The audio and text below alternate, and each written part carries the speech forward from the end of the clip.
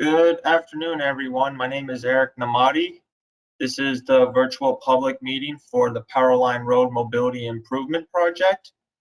This is a U.S. Department of Transportation Investment Generating Economic Recovery Tiger Grant. This is a Broward MPO Complete Streets Design Build Project for the roadway State Road 845 Powerline Road from Northwest 29th Street to Commercial Boulevard. Financial project ID 44074635201 and 441727152201. Next slide, please. This is slide 2. For tonight's agenda, what I would like to go over real quick is what you guys can expect. We're going to start off with some introductions. We'll then move on to a meeting format. We'll talk about our non-discrimination policies. We'll go over some rules of engagement for tonight's public meeting. We'll talk about the project location and project improvements.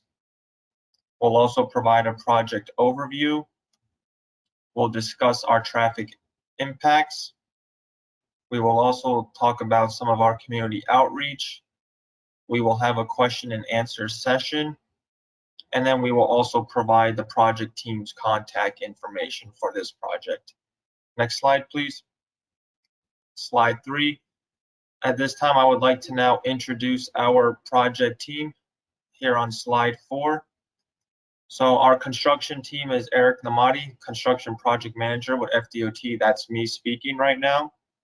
We also have David Romano. He is our CEI Consultant Project Administrator with HDR.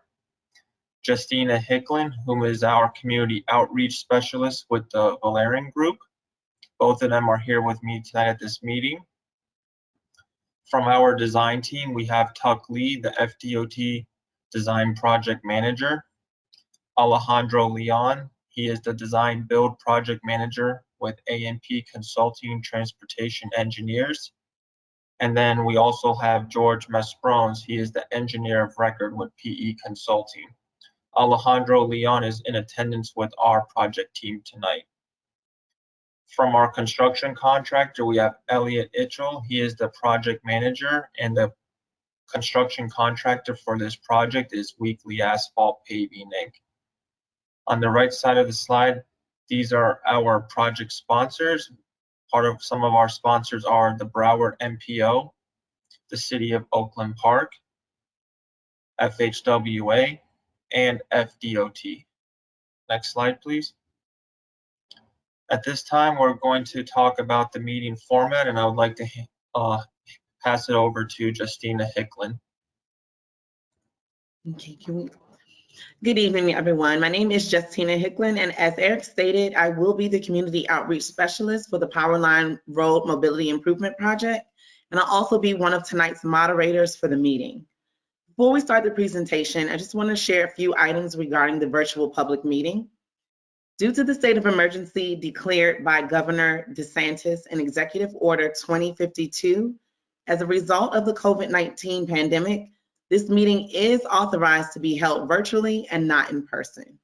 And as you can see on the screen, we're going to have presentation and question and answers from 5 p.m. to 5:30, and then again from 6 p.m. to 6:30, and there will be an intermission period from 5:30 to 6 p.m.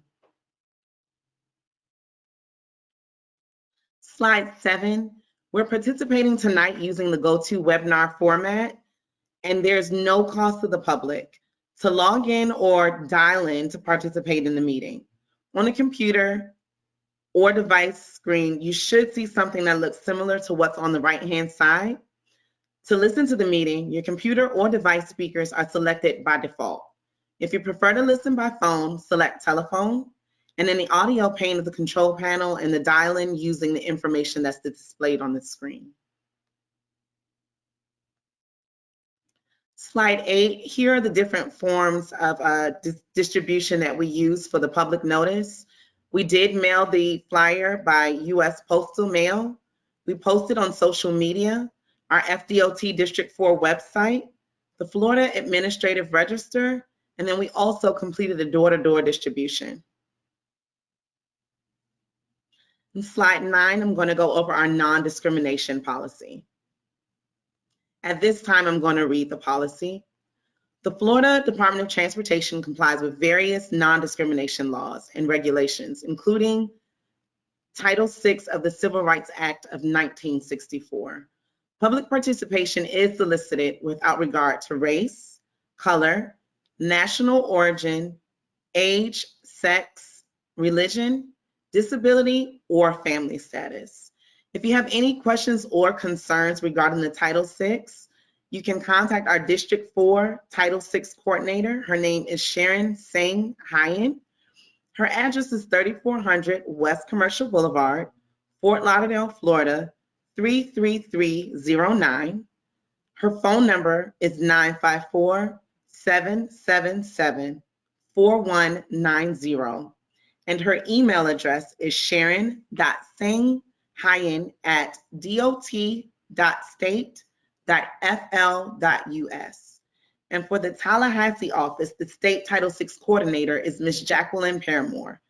Her address is 605 Swaney Street, MS65, Tallahassee, Florida, 32399.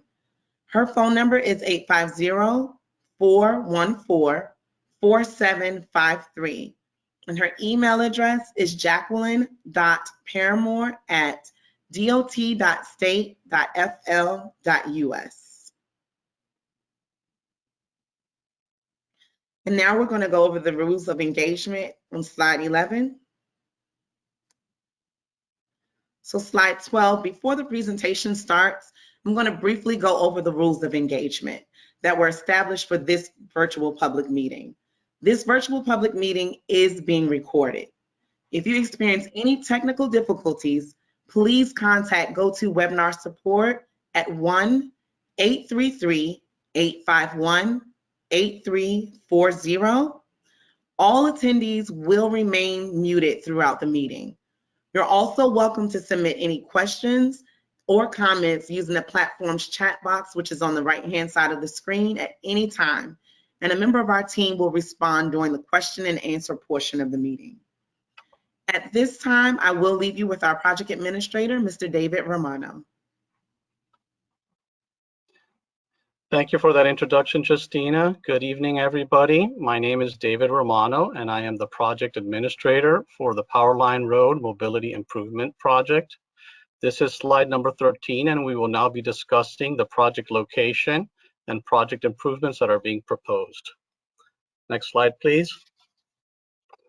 On slide number 14, we have an aerial photograph of the project location. The improvements are taking place on Powerline Road between Northwest 29th Street and Commercial Boulevard within the cities of Wilton Manors to the south and the city of Oakland Park to the north. Next slide, please.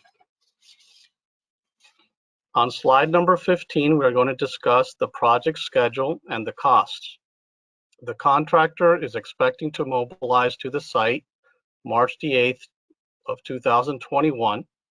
The anticipated completion for this project corridor is spring of 2022 with a construction cost of $3.1 million. Next slide, please.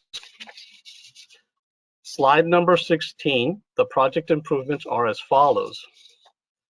So between Commercial Boulevard and West Oakland Park Boulevard, we are repurposing the existing outside travel lanes, and that'll be to accommodate a 7-foot buffered bicycle lane, as well as a 4-foot raised landscape island in each direction going northbound, as well as southbound. To the south, between West Oakland Park Boulevard and Northwest 29th Street, we are also repurposing that outside travel lane to accommodate a 4-foot bicycle lane. Additionally, we are proposing milling and resurfacing for the entire project corridor, and we are also installing landscaping and irrigation within those proposed landscape islands. At this time, I would like to introduce Alejandro Leon. He's the design build project manager, and he will be going over in more detail the project overview for the project. Thank you. Thank you, David. I can go please to slide 18. So Powerline Road, this is an existing condition of the roadway. Powerline Road from West Oakland Park Boulevard to Commercial Boulevard has 6 10-foot lanes, 3 in each direction, with 4-foot bicycle lanes and curb and gutter and sidewalk on both sides of the corridor. Next slide. Powerline Road from West Oakland Park Boulevard south to Northwest 29th Street has a very similar typical section with 6 10-foot lanes, 3 lanes in each direction, a 4-foot bicycle lane in each direction, and sidewalks on either side of the corridor. Next slide, please. So the proposed typical section will be actually providing 4 lanes in total, 2 in each bound, 11 feet each. And then we'll be repurposing the outside lane to provide a 1-foot buffer, a 6-foot bicycle lane, and a 4-foot landscaping planter islands. The existing curb and gutter and sidewalks will remain. Next slide, please. Slide 21. This is just a depiction of, from the top down, on what the final condition will be, which you can see there will be a 1-foot buffer between the bicyclist and the travel lanes. They will have a 6-foot dedicated bicycle lane, and the remaining 4 feet will be planted with individual proposed planter landscape islands. As you can see, the existing curb and gutter and the existing sidewalks are to remain. Next slide, please. And now we'll pass it to Eric Namani to discuss traffic impacts during construction. Thank you, Alejandro. Next slide, please. Slide 23. So for this project, the traffic impacts can be as followed. We will have lane closures that may occur between 9 a.m. and 3:30 p.m. Sunday through Saturday. Lane closures will not be permitted within the school zone from 7 a.m. to 9 a.m. and 2 p.m. to 5 p.m. Monday through Friday. Nighttime milling and resurfacing will occur to reduce traffic impacts during the all existing dedicated turn movements will be maintained. Access to businesses and residences will be maintained at all times. And access to all emergency services will be maintained throughout construction. Next slide, please. I'd like to now pass it back to Justina Hicklin, who can touch more on our community outreach for this project. So 24 is community outreach. So during the project, we will be making sure to distribute all project updates via door-to-door email blast, and we'll also have a weekly traffic impact report. Weekly traffic impact report, which will be included in the District 4 Communications Weekly Traffic Impact press release. And then as needed, our team will be meeting with any city, county officials, any community or property owners regarding projects as needed. And then for any updates for the project, it will be posted to the District 4 website and also provided to the City of Oakland Park's Public Involvement Office. As you can see on the screen, there's a QR code there for our website and then also the actual website for District 4. And if you'd like to get notices and sign up for updates on the project, there's a QR code for that as well. Slide 26, at this point, we're going to go ahead and open up for question and answers. You can use the chat box that's on the right-hand side of your screen to post questions, and we'll go ahead and read those questions out and have our team directly answer for you this evening.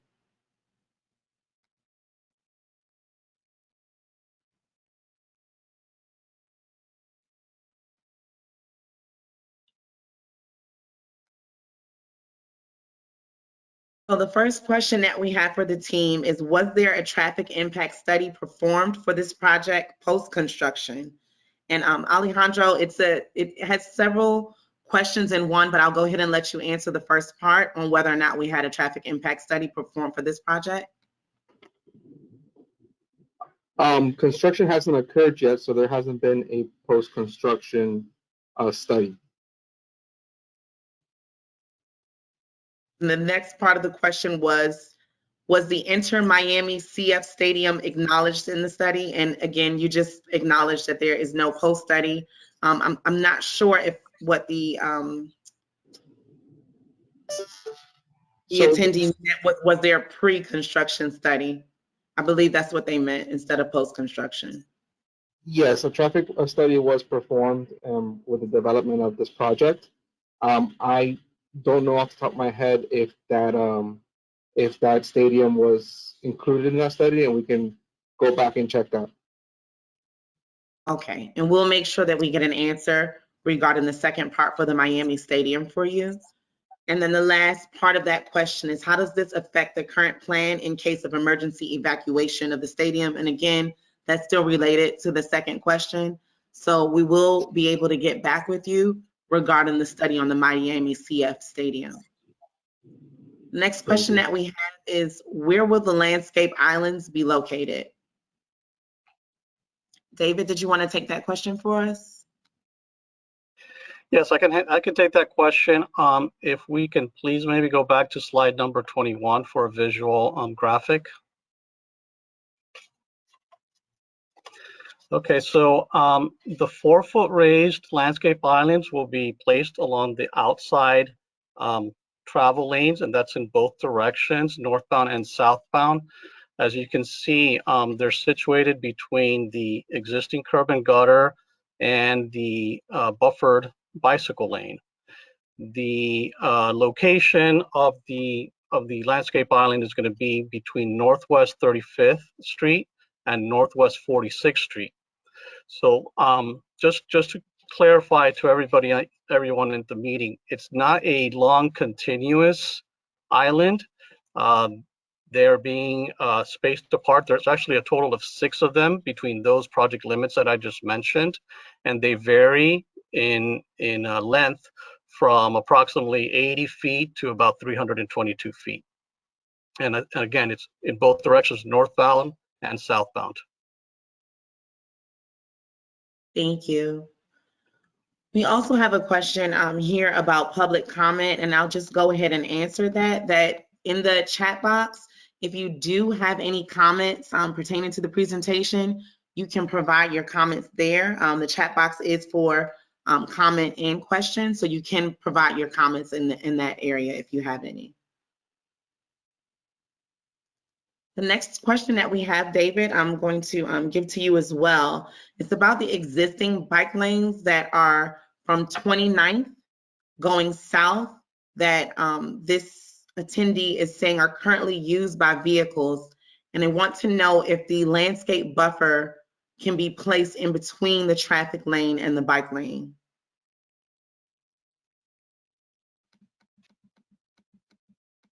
Okay, I'm sorry. Can you repeat the limits from where? Sure. Where's the?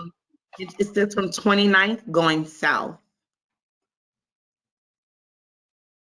From 29th going south, so that's outside the project limits, because our project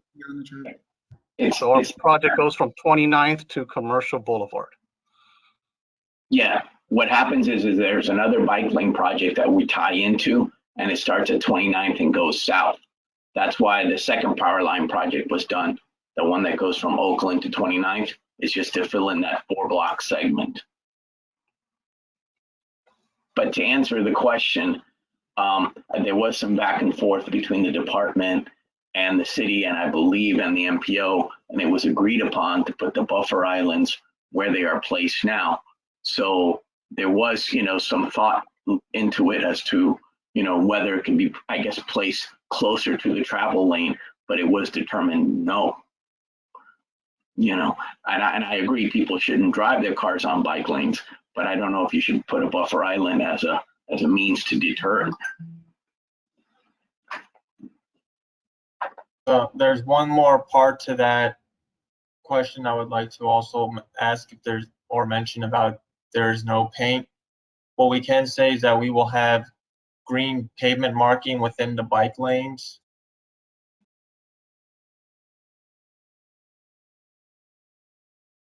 Thank you, Eric.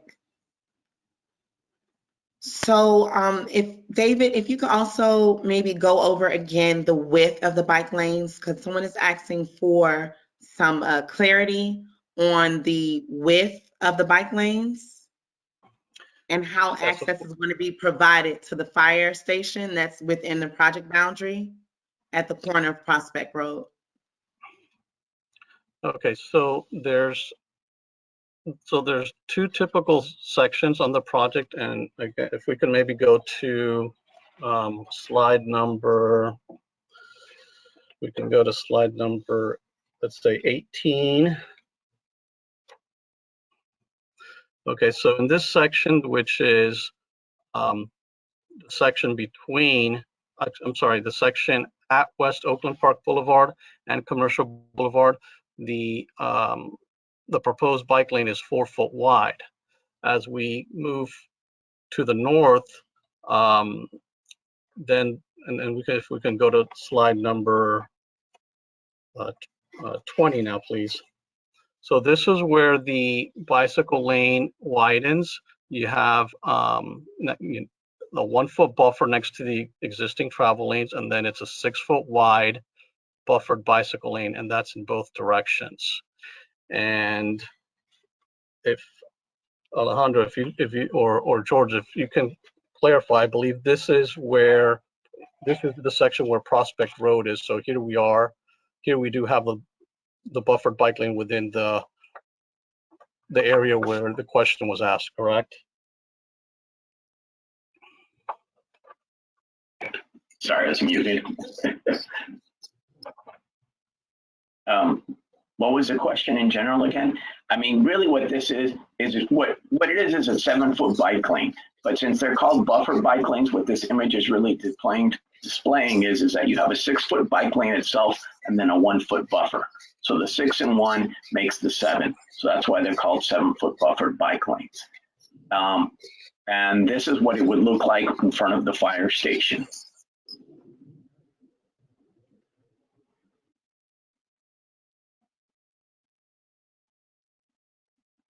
Thank you. We have a question with regards to the time that construction will occur, whether there will be weekend work, whether there will be nighttime work. Eric, did you want to go over the schedule for everyone to know the difference between like the actual construction hours and then hours that we would actually have traffic impacts or MOT set up?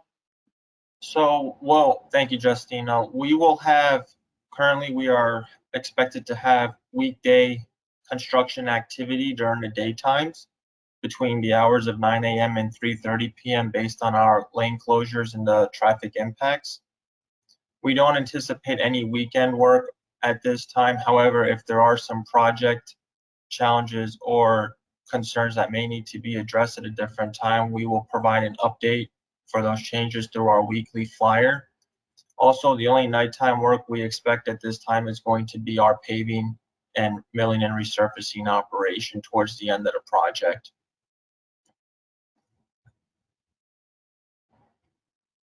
Thank you. And so Alejandro or George, we have a question with regards to landscaping. An attendee would like to know what kind of landscaping will be installed for the project. Alex, why don't you answer that since you seem to know a little better? Yeah, so right now, what's being proposed is Alexandria palms with a combination of ground cover plants, which currently are jasmine, minima jasmine, pink mollygrass, and green island ficus. We're coordinating with the city to finalize that plan for incorporation, but currently that's what's in our plans. Thank you. And then there is a follow-up question that is also related to landscaping. There's a question about the existing landscaping that is in the middle of the road between Northwest 29th Street and Oakland Park Boulevard.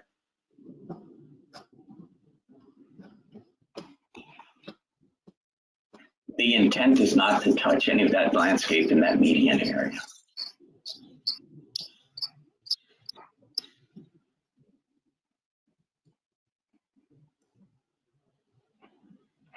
Yes, the landscaping that's being put in as part of our project is only being placed in to the planter islands that are being installed on the outside. We'll only be going into those islands to connect irrigation and provide irrigation on the outside islands. Thank you. We have another follow-up regarding work outside the project limits. And for that particular comment and question, what I would recommend is that you can follow up with the city to see if there's any plans in the future to address the bike lanes that are outside of our project area, because right now we're only able to speak to the area that is within our project boundary. So again, I just advise that maybe you follow up with the city of Oakland Park to find out if they have any future endeavors to address the bike lane issues that you have outside of the project boundary.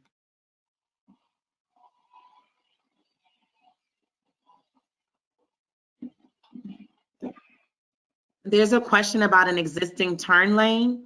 There's an existing turn lane from Oakland Park Boulevard onto Northwest 29th Street. And this attendee would like to know what is going to happen to that existing turn lane from Oakland Park Boulevard to Northwest 29th. So the existing left turn lane will remain, and then there is also, so the southbound Oakland Park left turn movement will still be there, and then there will also still be maintaining the right turn movement onto Northwest 29th Street. I think there's a follow-up there asking specifically for the right turn lane. There will be a dedicated right turn lane for southbound Oakland Park Boulevard to Northwest 29th Street. So a southbound to westbound movement. Thank you, Eric. And now I also see that we have a question which is regarding the Prospect Road. Again, that project is outside of the scope. The work that we're doing on this project is along Powerline Road. So we won't be able to speak to the bike lanes that are on Powerline, I'm sorry, on Prospect Road this evening. Our project is on Powerline Road. And guys, we have another question about where will the transition from the three lanes, the three existing lanes to 2 lanes happen? Like, how will that happen? David, would you mind addressing this question?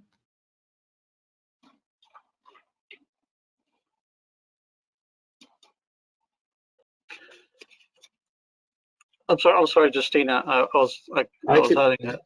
I can handle this. No problem. The question was, how will the transition from 3 lanes to 2 lanes happen? Like, how will we be transitioning from 3 to 2 lanes on this project? So the south of 29, the typical section is already a 2-lane section with a bicycle lane.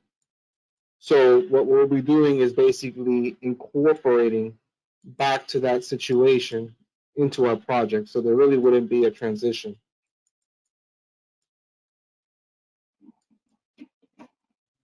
Thank you, Alejandro.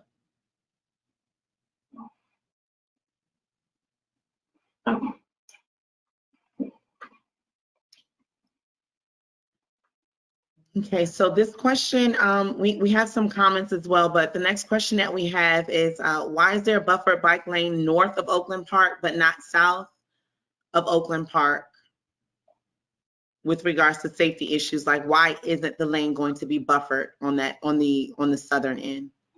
It's a lack of right of way, actually. Yes, on the southern side, south between 29th and Oakland Park Boulevard, where the existing curb lines are constructed, we would have to basically reconstruct and acquire right of way and push out the right of way in order to provide the full 7-foot bicycle lane that we're providing to the north. So in that section, which currently does not have bicycle lane, we're proposing to install the 4-foot bicycle lane as a minimum to provide connectivity from the project on the south to the project we're constructing north of Oakland Park Boulevard.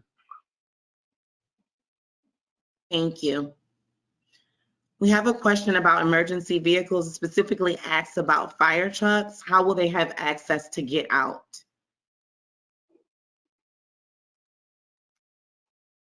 This is Eric again.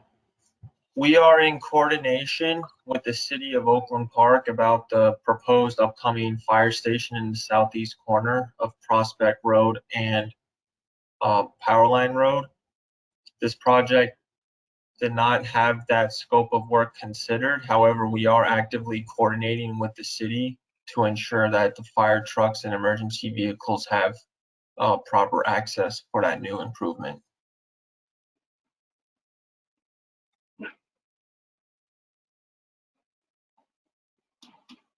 Okay, we have a question that's specifically about the intersection of Northwest 29th Street and Powerline Road and whether or not safety will be improved at that intersection on the corridor.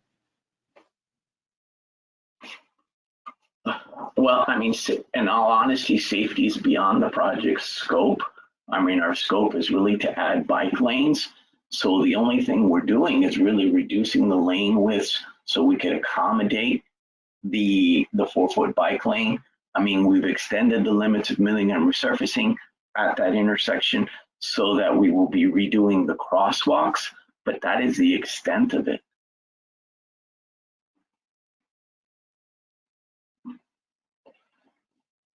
And did you want to add anything to this response regarding the safety at that intersection?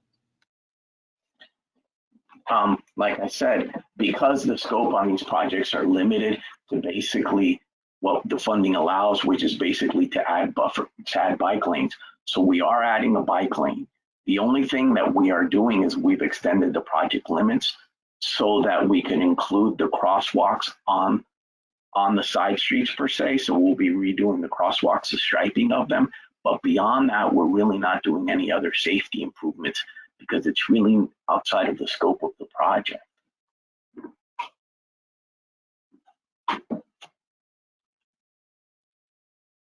We have another question in about speed and whether or not it will be reduced during construction. David, would you be able to answer that question about the speed limit during construction? Yes, Justina. Yeah, so it's not anticipated to reduce speed at all during the construction. So the existing speed limits will maintain as is. There's no change to that.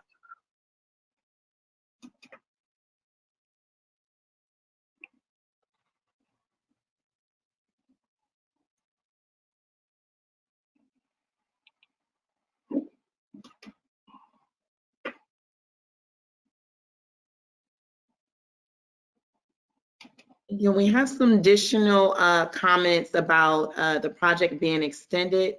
And I just wanted to state that we're only able to speak to the existing project that we have from the boundary that we're going over. For any future endeavors for extending the project and doing work that's outside of the project boundary, I would recommend that attendees contact the City of Oakland Park to find out if there are any other projects or anything in the works on the horizon to address the issues that you have that are outside of our project boundary.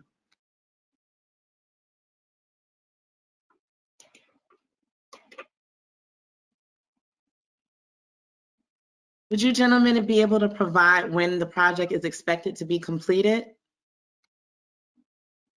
Yes, we expect the project to be completed in the spring of 2022.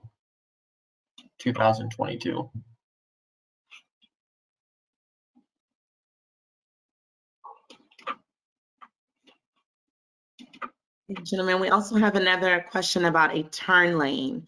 The question is whether or not the right outside lane at southbound Powerline Road can be made into a turn only as to move more traffic to I-95. David, would you like to speak about what our scope entails for this project?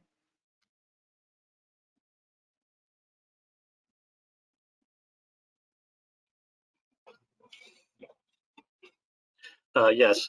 So so that's outside the scope of this project right now. The project is it is a mobility improvement project, and you know, as Alejandro and George mentioned earlier, we are adding bicycle lanes and buffered bicycle lanes, and we're adding landscaping and irrigation milling and resurfacing is part of the project scope for this particular project. And what's meant by a mobility project is to enhance the mobility for all end users, and essentially that's multi-level. That's not only for drivers, but for pedestrian, cyclists, and public transportation as well. So that is the scope of this mobility project. We're not, we're not adding additional turn lanes or increasing, capacity onto the 95, towards 95. So yeah, that's that's not within the elements of the project scope. Thank you. We have a question about giving a little background on the project as it relates to the demand and the need to remove the lanes in the project. Alejandro, would you be able to speak to the decision that led to the lanes being adjusted on this project?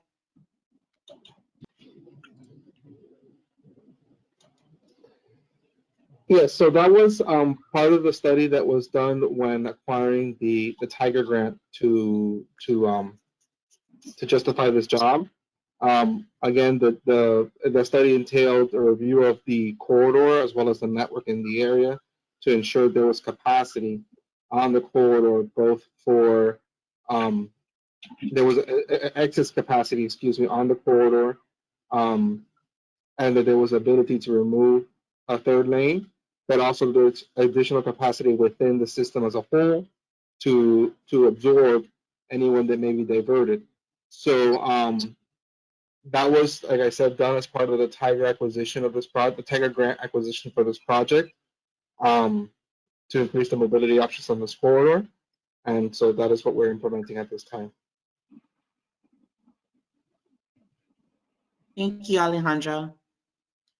There's a question about who is responsible for painting the bike lanes since Powerline Road is a state road.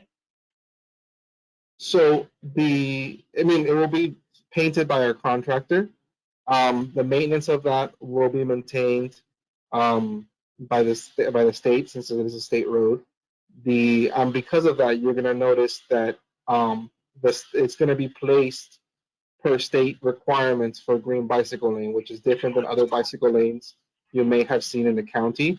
So when you look at other corridors, there may be green bicycle lane throughout, so the whole bicycle lane is painted green, or there may be green applied to the shields and the arrows that specify that it's a bicycle lane. This being a state road, we're following state standards for green pavement application, which is actually going to be just at the conflict points. So it's going to be where a right turn lane, for example, opens, and you will have vehicles weaving across the bicycle lane. Thank you. I believe the next question will also be for you, Alejandro. The question is, with the bike lane and the landscaping islands in place, how difficult will it be for residents to make a right turn out of the neighborhoods onto Powerline Road? So the planter islands it's like we said earlier, it's not a continuous island that's going to be constructed throughout the entire corridor. They're going to be islands split up by driveways and accesses to side streets and things of that nature. So we've run simulations to ensure that the vehicles can turn as they're leaving and entering side streets and driveways. And areas that are not impacted by that are areas which were candidates for the islands on this corridor. Thank you. We have some questions here that, again, are related to the bike lanes north of Commercial Boulevard. Just wanted to state again that that's outside of our project boundary. We're only able to speak to the improvements that we're doing within the project boundary. So you may want to contact the city to find out what their future initiatives may be for that project area.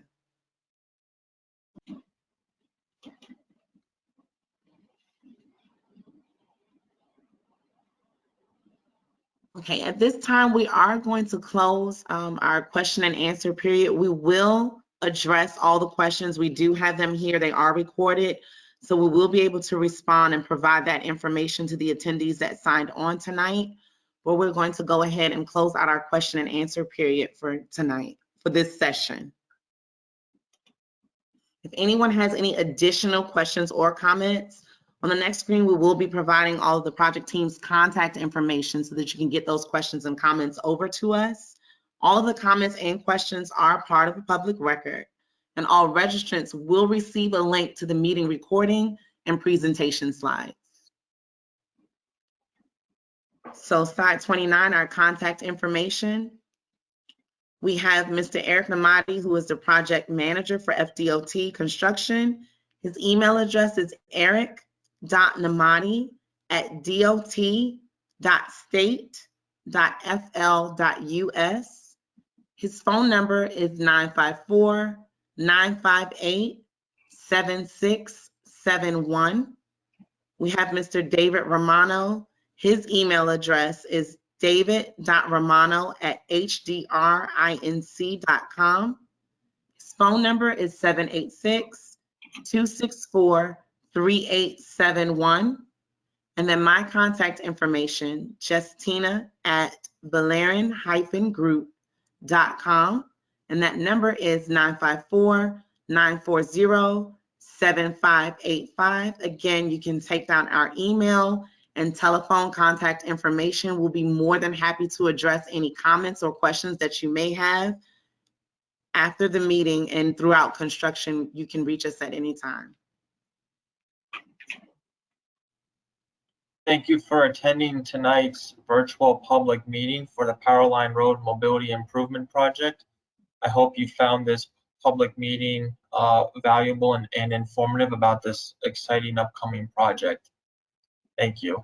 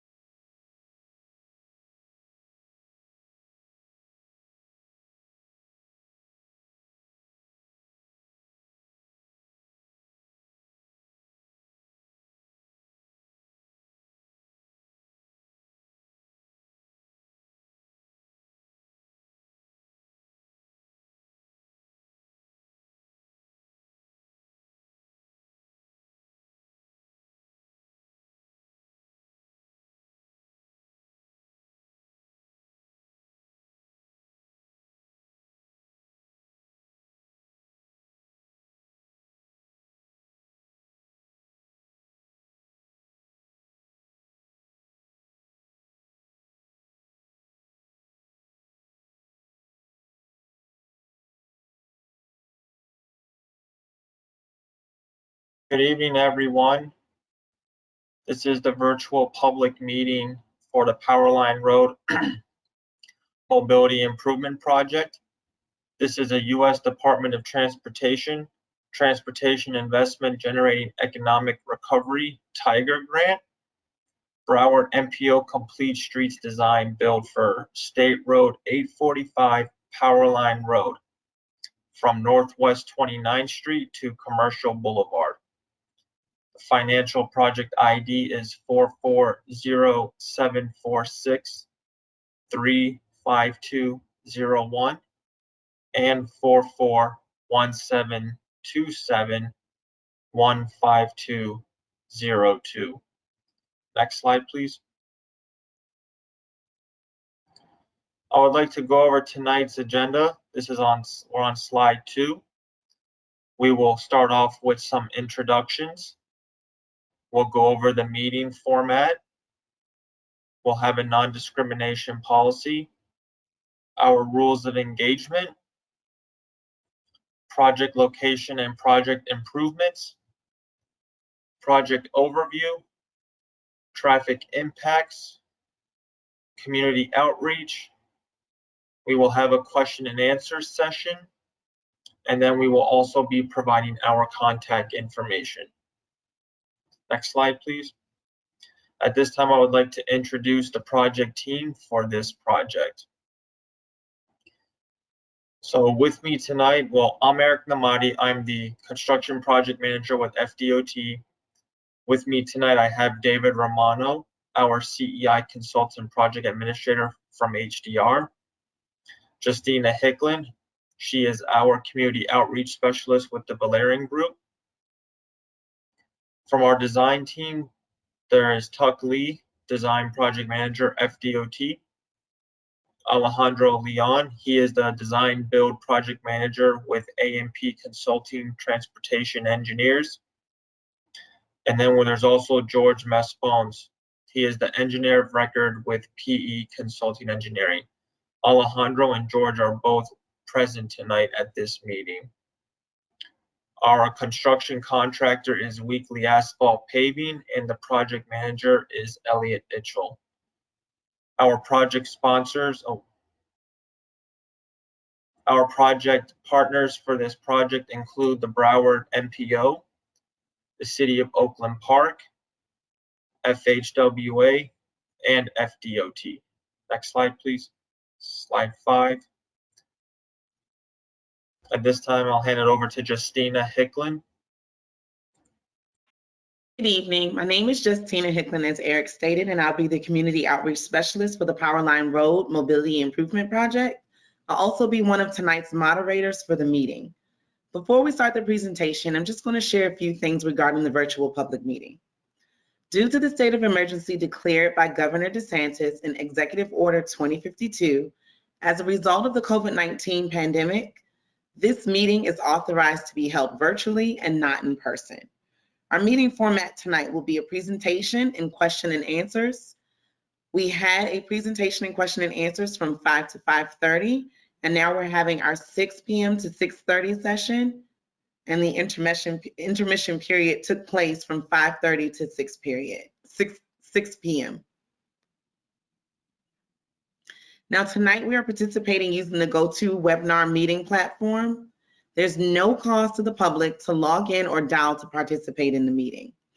Your computer or device should show something that looks similar on the screen in the upper right-hand corner. In order to listen to the meeting, your computer or device speakers are selected by default. If you prefer to listen by phone, select telephone, any audio pane of the control panel, and dial in using the information that is displayed.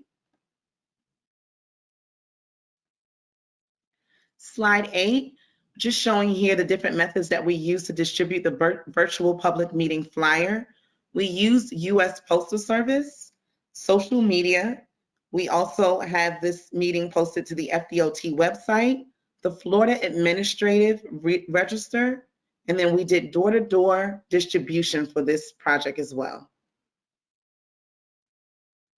We're going to go over here on slide 9, the non-discrimination policy. Slide 10, you'll see the Florida Department of Transportation complies with various non-discrimination laws and regulations, including the Title VI of the Civil Rights of 1964. This meeting is being held without regard to race, color, national origin, sex, age, religion, disability, or family status. If you have any questions or concerns, you may contact either Ms. Sharon Singh Hyen, who is the District 4 Title VI Coordinator. Her address is 3400 West Commercial Boulevard, Fort Lauderdale, Florida, 33309.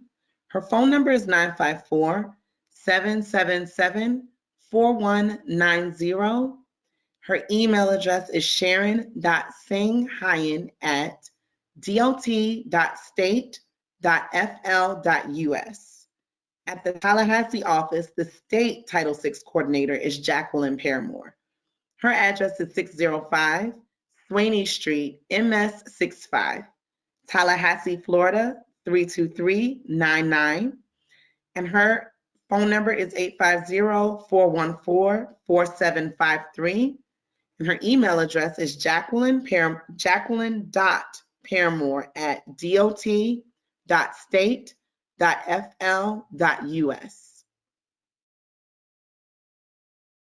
Next, we're going to go over the rules of engagement for the project. So the rules of engagement, before we start the presentation, I'm just going to go over those rules. They were established for this particular virtual public meeting. This virtual meeting is being recorded. If you experience any difficulties, technical difficulties, you can contact the GoToWebinar support at 1-833-851-8340. All attendees will remain muted throughout our meeting. You are also welcome to submit any questions or comments using the platform's chat box at any time, and a member of the team will respond during the question and answer portion. At this time, I'm going to leave you with our project administrator, Mr. David Romano. Thank you for that introduction, Justina. Good evening, everybody. My name is David Romano, and I am the project administrator for the Powerline Mobility Improvement Project. This here is slide number 13, and we will now be discussing the project location and the project improvements that are being proposed. Next slide, please. On slide number 14, we have an aerial photograph of the project location. The improvements are taking place on Powerline Road between Northwest 29th Street and Commercial Boulevard within the city of Wilton Manors to the south and the city of Oakland Park to the north. Next slide, please. On slide number 14, we're going to discuss the project schedule and the cost associated. The contractor is expecting to mobilize to the project site on March 8th, 2021, with an anticipated completion time of spring 2022. The construction cost has been forecast at $3.1 million. Next slide, please. So slide number 16, the project improvements are as follows. From the Commercial Boulevard to West Oakland Park Boulevard, we are repurposing the outside existing travel lanes to accommodate a 7-foot buffered bicycle lane as well as a 4-foot raised landscape island in both the northbound and the southbound direction. To the south, between West Oakland Park Boulevard and Northwest 29th Street, we are also repurposing the existing outside travel lanes to accommodate a 4-foot bicycle lane. Additionally, we will be milling and resurfacing the entire project corridor, and we will be installing landscaping and irrigation within those proposed landscaped islands. At this time, I would like to introduce Alejandro Leon. He's the design build project manager, and he will be discussing in more detail the project overview components. Thank you. Next slide, please. So the existing corridor on Powerline Road from West Oakland Park Boulevard to Commercial Boulevard is a 6-lane corridor, 3 lanes in each direction, 10 feet each, with 4-foot bicycle lanes, existing curbs and gutters, and sidewalks on either end. The proposed condition on Powerline Road from West Oakland Park Boulevard to 29th Street will be 3 10-foot lanes to provide a 4-foot bicycle lane where there is no bicycle lane right now. Excuse me, this is the existing condition. It's 6 10-foot lanes, 3 in each direction, and 4-foot bicycle lanes. And there's curb and gutter and sidewalk on either side. Next slide, please. The proposed condition will be 4 11-foot lanes in each direction, northbound and southbound. And you will have a 7-foot bicycle lane, which is comprised of a 1-foot buffer and a 6-foot clear bicycle path, and then 4 feet, which will be dedicated for landscape islands. The existing curb and gutter and the existing sidewalk are to remain. That was slide 20. Next slide, please. So you can see here, this is the top view of the repurposed lane. You will have 1 foot as a buffer between the bicycle lanes and the vehicles. You'll have 6 foot open for bicycle use, and then you will have 4 feet where the proposed landscape areas will be installed. The existing curb and gutter and the existing sidewalk are to remain. Next slide. And now I will pass it back to Eric to talk about traffic impacts during construction. Thank you, Alejandro. Next slide, please. So for the traffic impacts, lane closures may occur from 9 a.m. to 3:30 p.m. Sunday through Saturday. Lane closures will not be permitted within the school zones from 7 a.m. to 9 a.m. and 2 p.m. to 5 p.m. Monday through Friday. Nighttime milling and resurfacing will occur to reduce traffic impacts. All dedicated turn movements will be maintained. Access to businesses and residences will be maintained at all times. Access to all emergency services will be maintained throughout construction. Next slide, please. I'd like to pass it to Justina for our community outreach. Can we move to the next slide? Slide 25. During construction, I will be distributing along with my team any project flyers via email blast or door-to-door. And traffic impacts will be included each week in the District 4 Communication Manager's weekly traffic impact press release. The project team will meet with any city, county officials, community groups, and property owners regarding project updates as needed. You can note that all of our project updates will be posted to the District 4 website and also provided to the City of Oakland Park's Public Involvement Office. On the screen, you'll find a QR code for the District 4 website as well as the email address. And then you can also scan our QR code if you'd like to get progress updates throughout construction. Can we move to the next slide? At this point, on slide 26, we're going to move into our question and answer period. If you have any questions or comments that you would like to make, you can use the chat box that is on the left-hand side of the screen, and we will answer your questions accordingly. Now, before we left off from our last session, we did have a question that I will go ahead and address regarding access to businesses and residents during construction, if there will be any residential driveways or businesses that will be blocked. At this time, we don't anticipate any major impacts to any driveways during construction, but if there are any impacts, we will be coordinating directly with the property owners to coordinate throughout construction.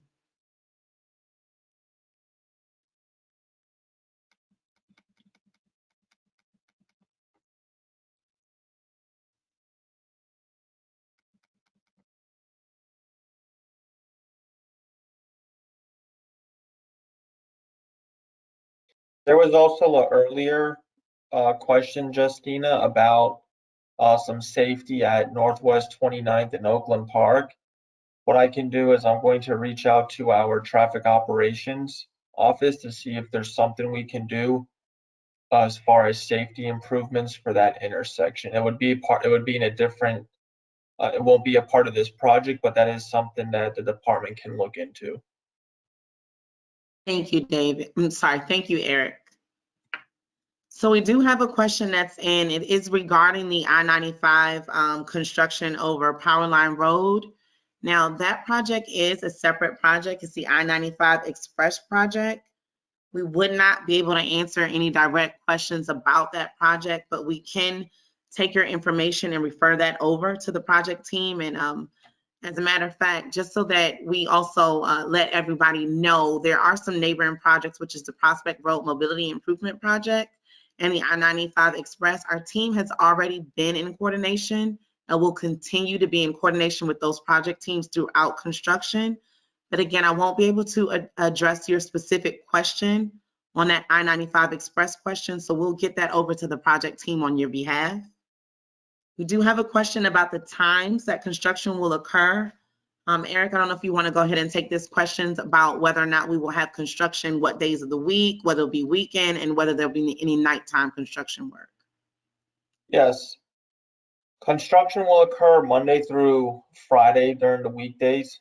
Our allowed lane closure times are 9 a.m. to 3:30 p.m. We are not expecting any weekend work at this time. However, if the contractor were to fall behind schedule or there are some delays to the project outside the control, they may elect to go on a 7-day or weekend work schedule as well. If that's the case, we will notify through our weekly traffic report updates. The only nighttime improvements that we anticipate for this project are going to be the milling and resurfacing towards the end of the project duration. Thank you. And then we have another question on how will this project improve mobility? I can take that question, Justina, if you'd like.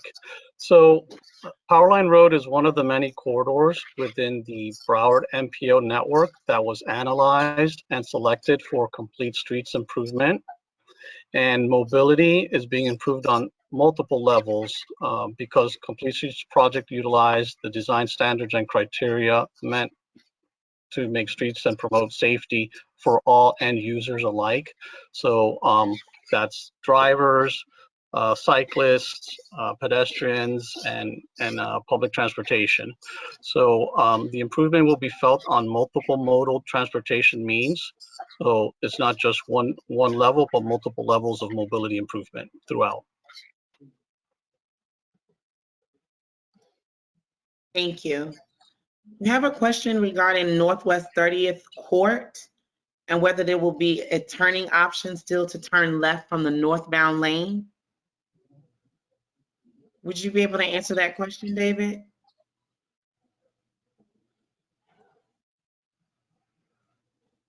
Repeat that question one more time, Justina, please. Question is Yeah, Northwest 30th Court. Will there still be a turn option to turn left from the northbound lane?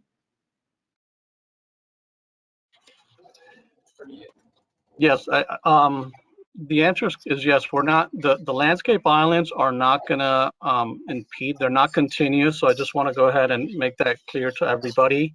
So they're not continuous, so they will not be affecting existing turning movements in the corridor as it stands right now.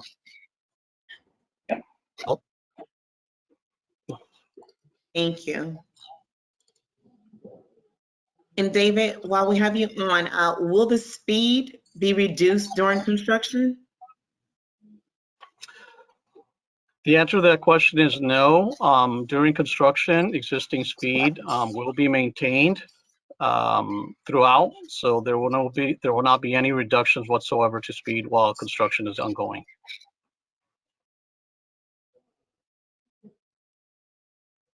Thank you. We have a question about the landscaping.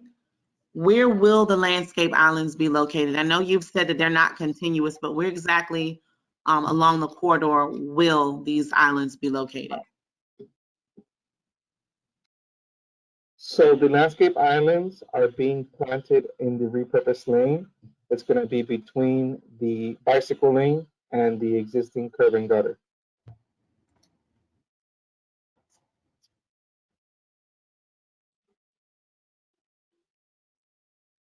Okay, now we have a question that's specifically about the intersections along the corridor. And the question is, how many lanes in each direction at Commercial Boulevard, at Prospect Road, and Oakland Park Boulevard? And will they be reduced by a fourth or half mile from the intersections?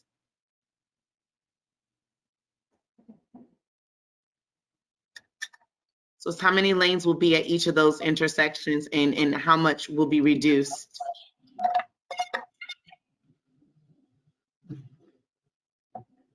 So the project that we're doing is actually going to be suspending the traffic islands as you get close to the major intersections to be able to provide the existing number of lanes at the major intersections. So at Commercial Boulevard, you will have 3 lanes at each in the northbound and southbound direction. At Prospect Road, you will have at Prospect Road, you will have 2 lanes in the northbound and southbound direction, but you will still have the you have 2 lanes in the northbound and southbound direction. And at Oakland Park Boulevard, it will be 2 lanes in the northbound and southbound direction because it's tying into the other project, which will have the 2 lanes on the south side of Oakland Park Boulevard.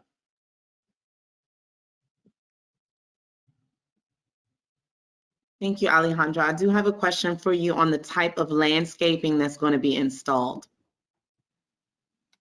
So right now, the landscape plan includes Alexandria palms, and it includes a combination of ground covers, which is currently scoped to be Green Island ficus, Jasmine minima, and muhlygrass, pink muhlygrass. We are coordinating with the city to finalize that. And then the landscape islands are going to be irrigated from the median. So we are not planting any new landscaping in the medians, but we will be tying into the existing irrigation system, which is in the medians, to provide irrigation for the landscape islands. Thank you. Alejandro, I have another question for you. Part of this question is asking about the areas that are south of this area. Unfortunately, tonight we won't be able to address anything that's outside of our project scope in terms of previous projects that have happened. So we won't be able to answer the questions that are south of our project boundary. But there is a question that asks, what is going to be done to offset the excess traffic from the streets that are nearest to Oakland Park Boulevard intersection? So when this project was in the conceptual phase, when we were developing when the Tiger Grant was being developed and requested for this corridor, traffic study was done, which it provided that there is excess capacity on Powerline Road, and that supported the repurposing of the outside lane for use for more mobility uses, such as the wider bicycle lanes. As part of that study was also analysis of the network itself, and it also panned out that there is sufficient capacity within the network to handle any traffic that may be diverted from Powerline Road.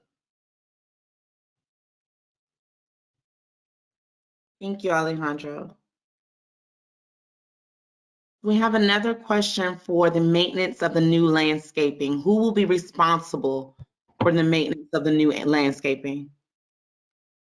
The city of Oakland Park is going to be responsible for maintaining the landscaping, the new landscaping.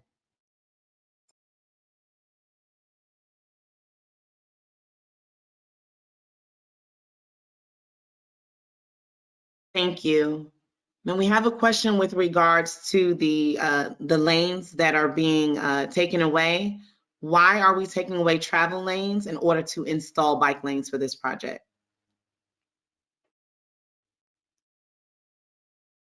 Alejandro, would you be able to answer that one for us? Yes. So this is part of the Tiger Grants Complete Streets project, where we are repurposing and reutilizing the infrastructure within it's within the area to be able to provide more mobility options. That includes use of the road by all users, such as pedestrians, cyclists, and mass transit users. So it was determined that this area could be reutilized to provide wider bicycle lanes and better access for transit. And that's what was scoped on this project to be done. I'm sorry, I was seeing a warning on my screen. But that was the intent of this project.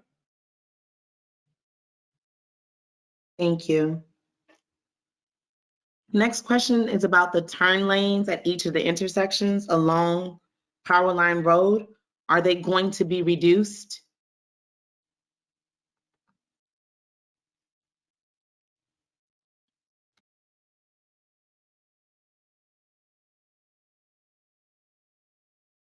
I'm sorry, because I was dealing with the error that was coming up on my screen. Can you repeat the question? Sure. For the intersections, how many turn lanes at each intersection? I'm sorry, how many turn lanes at each intersection, and are they going to be reduced? So at Commercial Boulevard, you're gonna have 2 left turn lanes and a right turn lane in the northbound direction. We're not addressing the southbound direction. At Prospect Road, you're gonna have 2 left turns in the northbound direction and 2 left turns in the southbound direction. And at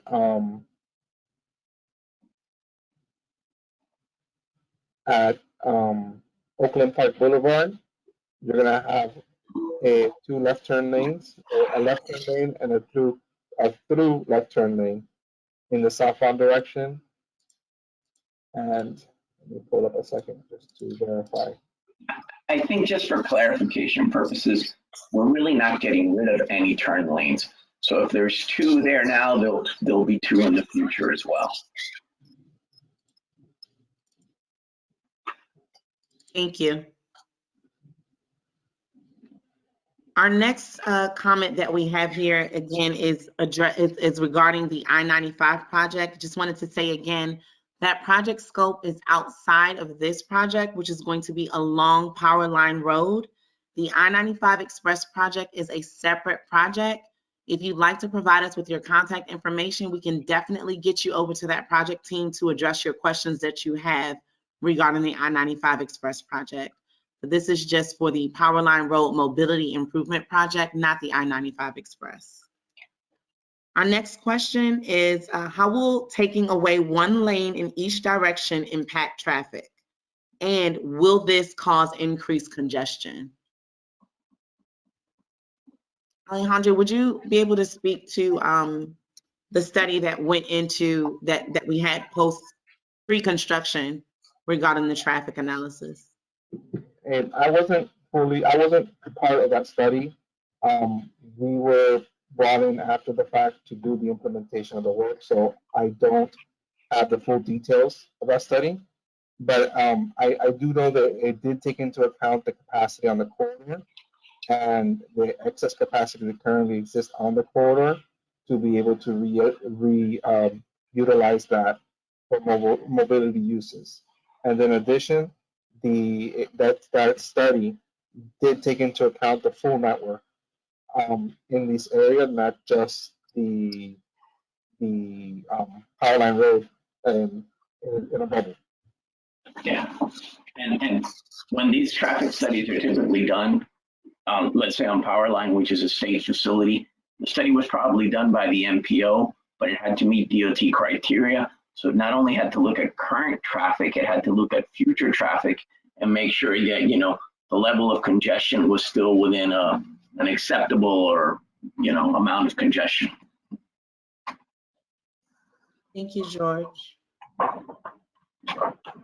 We have a question with regards to safety. Eric, if you could take this one. This question is about the current bike lane on Powerline Road, that it often has a lot of debris. Who's in charge of keeping the land debris for safety for the cyclists? Who's in charge of that? From what I've seen, that's usually performed by the maintaining agency to keep the roads clear. In this case, anything landscape related debris may fall on the responsibility of the City of Oakland Park, and then others would be handled by the Department of Transportation, FDOT. Thank you. We have a question with regards to the access for the fire station. Are you going to put an emergency exit to southbound Powerline Road from the new fire station with emergency light to stop traffic for the fire station? This project does not include any improvements for that new fire station. However, the project team has been coordinating with the City of Oakland Park about that upcoming fire station. But as within this project, there's no scope in this project to address the fire station at this time. Thank you, Eric.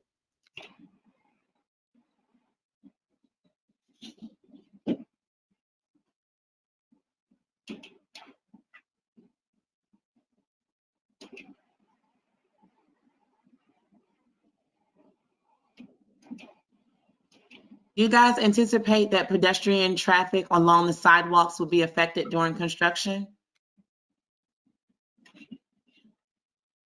Considering that we have limited amounts of work that we're doing along the sidewalk. I mean, there might be a few minor ADA improvements to curb ramps.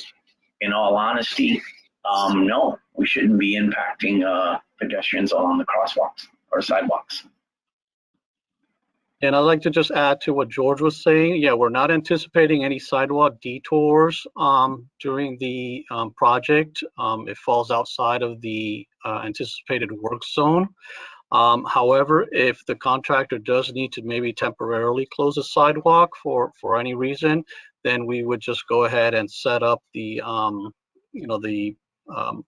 channelizing devices per the appropriate standards and make sure that we cross pedestrian traffic at the nearest signalized intersection.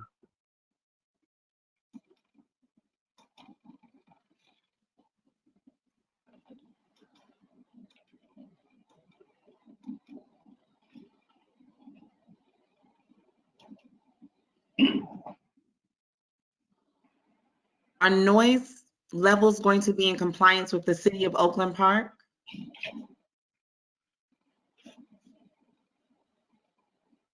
Eric, would you be able to answer that question? Yes.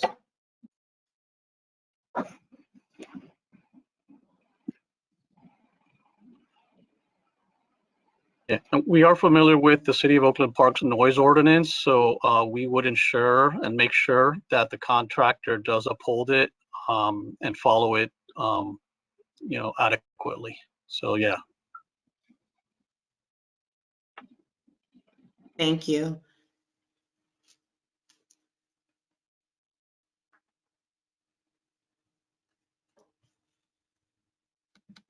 Okay, and at this time, we don't have any additional questions or comments to follow up during the meeting, so we're going to go ahead and close out our question and answer period. We could just move on to the next slide. If you have any questions that were not responded to during the event, please feel free to follow up with our project team. We will be providing our contact information on the next screen. All comments and questions are a part of the public record. All registrants will receive a link to the meeting recording and presentation slides. Slide 29, our contact information. Slide 30, first we have our project manager, Mr. Eric Namati. His email address is eric.namati@dot.state.fl.us. His phone number is 954-958-7671. We have our project administrator, Mr. David Romano.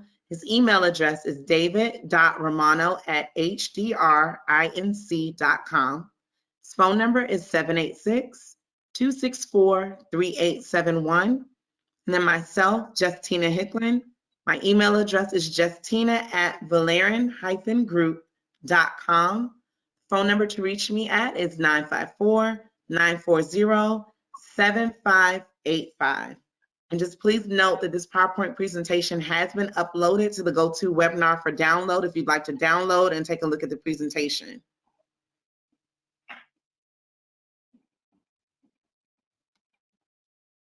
Thank you for attending tonight's virtual public meeting for the Powerline Road Mobility Improvement Project.